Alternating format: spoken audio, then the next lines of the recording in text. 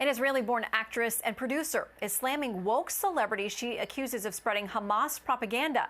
Let's bring in the author of Israel, a simple guide to the most misunderstood country on earth. Noa Tishby joins us. Noa, welcome. Thank you so much. Great to be here. I want to play something from John Oliver on HBO talking about this, latest flare of violence. This isn't tit for tat. There is a massive imbalance when it comes to the two sides' weaponry and capabilities. While most of the rockets aimed toward Israeli citizens this week were intercepted, Israel's airstrikes were not. They hit their target. This is a very complex dispute. There's no doubt about that. But why do you think there are so many in Hollywood who are taking the position that Israel is in the wrong on this?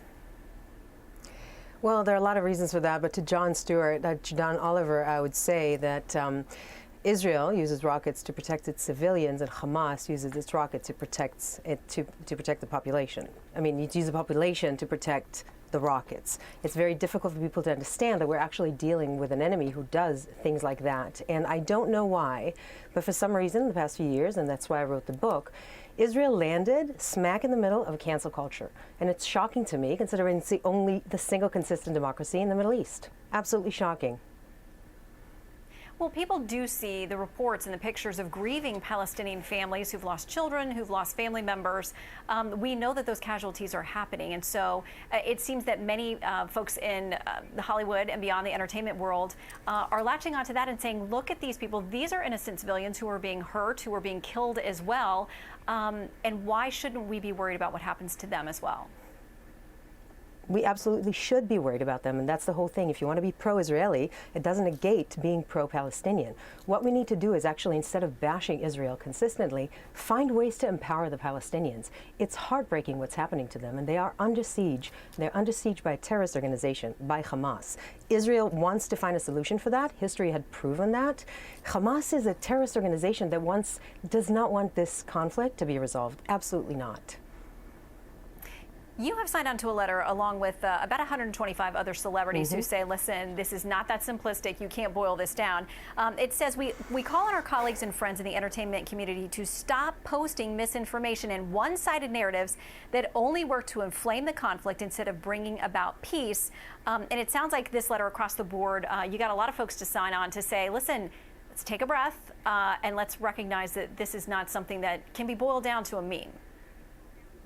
Absolutely. As a part of this cancel culture, it turned into a meme. Memes cannot replace morals. This is absolutely unacceptable. And that's what this letter says, and what I say on my social media and what I say in the book. If you don't have your history, if you don't have your facts, better keep quiet. It's not that simple, and there are actual consequences to misspeaking about this conflict.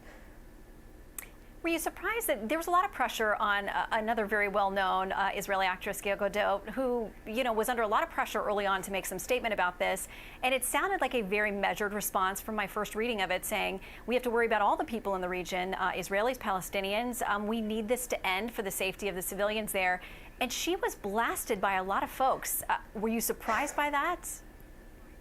I wasn't surprised at all. Gal is amazing. She's doing so much for world peace, really, on both sides. And to be honest, right now, whatever it is that you say, you're going to get slammed. So I think it's important, at least for me and for her and for other people that are actually speaking up, to stand up for what is right, to be on the right side of history, and to get yourself educated on what has been going on.